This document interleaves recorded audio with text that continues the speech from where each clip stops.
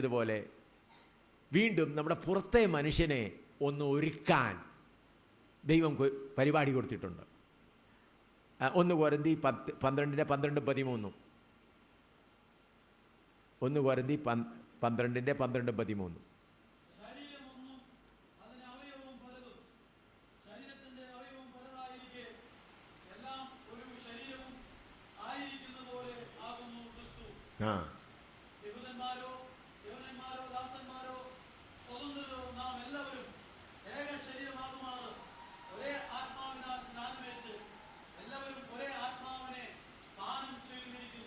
इधर ശ്രദ്ധിച്ചാൽ पढ़ो हिंदी में पहला कोरिन्थी 12:13 पढ़ो. क्योंकि जिस प्रकार देह तो एक है और उसके अंग बहुत से हैं, और उस एक देह के सब अंग बहुत होने पर भी सब मिलकर एक ही देह है, उसी प्रकार मसीह भी है. क्योंकि हम सब ने, क्या यहूदी हो, क्या यूनानी, क्या दास हो, क्या स्वतंत्र, एक ही आत्मा के द्वारा एक देह होने के लिए बपतिस्मा लिया, और हम सबको एक ही आत्मा पिलाया गया. നമ്മളെ എല്ലാവരും ഏക ശരീരസ്ഥമാകുമാറ് ആത്മാവിൽ സ്നാനമേറ്റു, ഒരേ ആത്മാവിനെ പാനം ചെയ്തുമിരിക്കുന്നു. നമ്മുടെ പുറമേ ഉള്ള മനുഷ്യൻ പലവിധ സ്വഭാവത്തിലുള്ളവനാണ്. അവനെ എങ്ങനെയെങ്കിലും മരുക്കിയെടുക്കാനാണ് പരിശുദ്ധാത്മാവിനെ നമുക്ക് നൽകിയിരിക്കുന്നത്. അകമയുള്ള മനുഷ്യൻ പൂർണ്ണ വിശുദ്ധനാണ്, ദൈവസ്വരൂപത്തിലുള്ളവനാണ്. അവനിൽ അകമയുള്ള മനുഷ്യനിൽ പരിശുദ്ധാത്മാവ് വസിച്ചുകൊണ്ട് നമ്മുടെ പുറമേ ഉള്ള മനുഷ്യനെ പിടിച്ചടക്കണം. അതിനുവേണ്ടിയാണ് ഏക ആത്മാവിനെ നാം എന്ത് ചെയ്യുന്നത്? പാനം ചെയ്ത്. ഇത് മനസ്സിലാക്കി. ഗലാത്യർ 5:17 വായിച്ചാട്ട്. ഗലേഷ്യൻസ് 5:17. ഗലാത്തി 5:17. ഗലാത്യർ 5:17.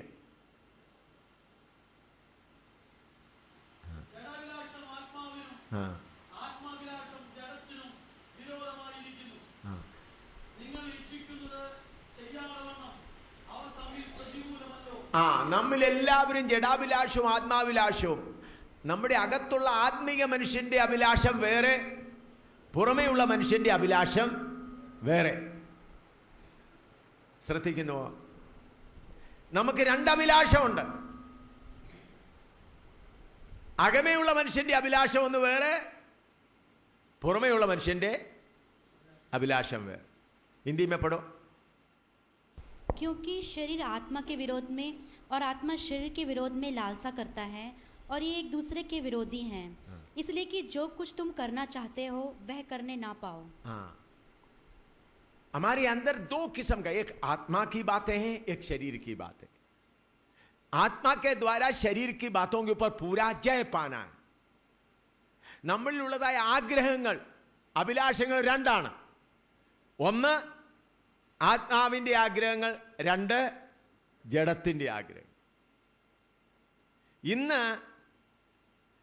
ജഡത്തിൻ്റെ ആഗ്രഹങ്ങൾ വർദ്ധിപ്പിക്കുമ്പോഴാണ് വിടുതലിൻ്റെ പുറകെ ഓടാനുള്ള ആഗ്രഹം. എവിടെ വിടുതൽ കിട്ടും, ആരിൽ കൂടെ വിടുതൽ ലഭിക്കും? അതിന് കാരണം എന്താണ്? ജഡത്തിൻ്റെ അഭിലാഷങ്ങൾ. എന്നാൽ ആത്മാവിൻ്റെ അഭിലാഷമാണെങ്കിൽ, കർത്താവേ ഈ മാസം വന്നതുകൊണ്ട് നീ എന്താണ് എന്നെ പഠിപ്പിക്കുവാൻ ആഗ്രഹിക്കുന്നത്? പഠിക്കുവാൻ എനിക്ക് കൃപ നൽകണമേ. കർത്താവ്, എൻ്റെ ഭർത്താവ് ഇങ്ങനെ പെരുമാറുന്നു, അതുകൊണ്ട് നീ എന്നെ എന്താണ് പഠിപ്പിക്കാൻ ആഗ്രഹിക്കുന്നത്? അല്ലെങ്കിൽ ജഡാഭിലാഷമാണെങ്കിൽ, എൻ്റെ ഭർത്താവിന് ഏതെങ്കിലും ശക്തി പിടിച്ചിട്ടുണ്ട്, എങ്ങനെയെങ്കിലും പോയി കർത്താവിൻ്റെ ദാസന്മാരുടെ അടുക്കൽ ചെന്ന് യേശുവിൻ്റെ നാമത്തിൽ ഒരു വിടുതൽ വാങ്ങിച്ചു കഴിഞ്ഞാൽ കാര്യം ശരിയായി. ഇതൊന്നും വേദപുസ്തകത്തിലുള്ള മാർഗമല്ല. സാത്താൻ കുത്തിക്കയറ്റിയതാണ് ഈ വിടുതൽ ശുശ്രൂഷ. വിടുതൽ ശുശ്രൂഷ എന്ന് പറഞ്ഞ ശുശ്രൂഷ ബൈബിളിൽ ഇല്ല. സാത്താൻ കുത്തിക്കയറ്റിയതാ മുഴുവനും. എന്നാൽ ഇന്ന് കേരളത്തിൽ വിടുതൽ ശുശ്രൂഷ ഉള്ളിടത്തെ ആളുകൾ കൂടത്തുള്ളൂ. ഇന്നിപ്പോൾ വിടുതൽ ശുശ്രൂഷകനായിരുന്നു വന്നിരുന്നെങ്കിൽ റോഡിലെന്നും നിൽക്കാൻ പോലും സ്ഥലം കിട്ടത്തില്ലായിരുന്നു. ആളുകളെല്ലാം ഓടുകൂടും. ഇവിടെങ്ങും ഈ ജനലിൻ്റെ ഇവിടെ എല്ലാ ആളുകളായിരിക്കും. പ്രിയമുള്ളവരെ, ഏതിന് നിങ്ങൾ കീഴടങ്ങുന്നു? ആത്മാവിന് കീഴടങ്ങുന്നുവോ ജഡത്തിന് കീഴടങ്ങുന്നുവോ? ആത്മാഭിലാഷവും ജഡാഭിലാഷവും രണ്ടും രണ്ടാണ്. ആത്മാവിൽ ജനിച്ച ദൈവത്തിൻ്റെ വചനമാകുന്ന വിത്ത് ജഡത്തിൻ്റെ അഭിലാഷം കൊണ്ടുവരുന്ന ആരാണ്? ആദാമിൻ്റെ പുറകെ വന്ന സാത്താൻ്റെ വിത്താണ്. ഇത് രണ്ടും കൂടെയുള്ള പോരാട്ടമാണ് നടക്കുന്നത്. ഈ പോരാട്ടം മനസ്സിലാക്കി ആത്മാവിനെ അനുസരിച്ച് നടക്കുവാൻ നാം ഒരുങ്ങണം. അതുകൊണ്ട് റോമാലേഖനം 8 വായിക്കുമ്പോൾ അവിടേക്ക് പോകാൻ ഇപ്പോൾ സമയമില്ല. ആത്മാവിനെ അനുസരിച്ച് നടക്കുന്ന ഒരു ഭാഗം ഒന്ന് മാത്രം വായിച്ചിട്ടങ്ങ് പോകാം. അപ്പോൾ ഞാൻ പറയുന്നത് ശരിയാണോ എന്ന് നിങ്ങളെ ഓർപ്പിക്കാൻ റോമാലേഖനം 8 6, 7, 8 വായിച്ചാട്ട്. ആ ആ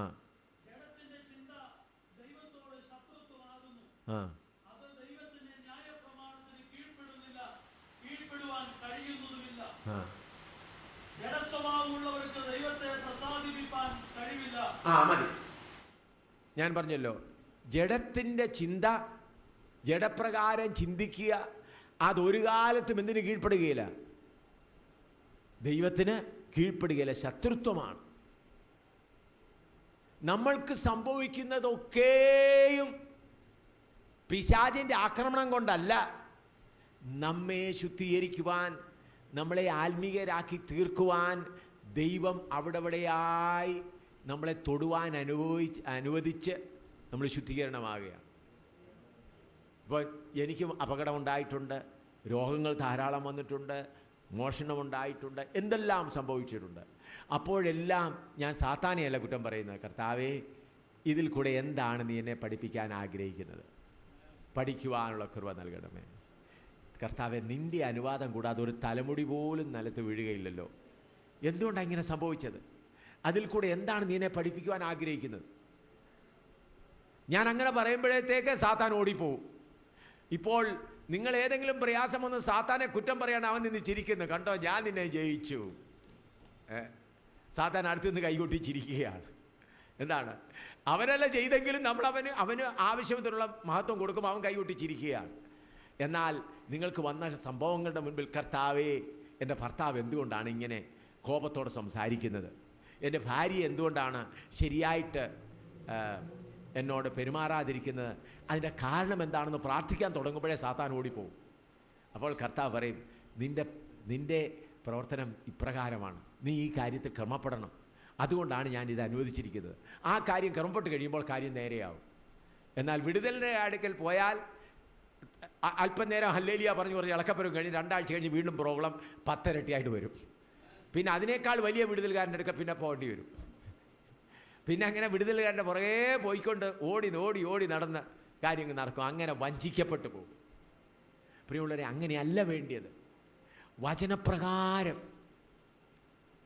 നമ്മളെ തന്നെ കർത്താവിൻ്റെ സന്നിധിയിൽ ഏൽപ്പിച്ചു കൊടുത്ത്, അപ്പോൾ ദൈവസഭയിൽ ജഡീയ മനുഷ്യന്മാരുമുണ്ട്, ആത്മീക മനുഷ്യരുമുണ്ട്.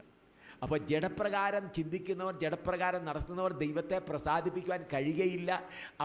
അവർ ദൈവത്തോട് ശത്രുത്വമാണ്. അതുകൊണ്ട് അങ്ങനെയുള്ള അനുഭവത്തിൽ നിന്ന് നമ്മൾ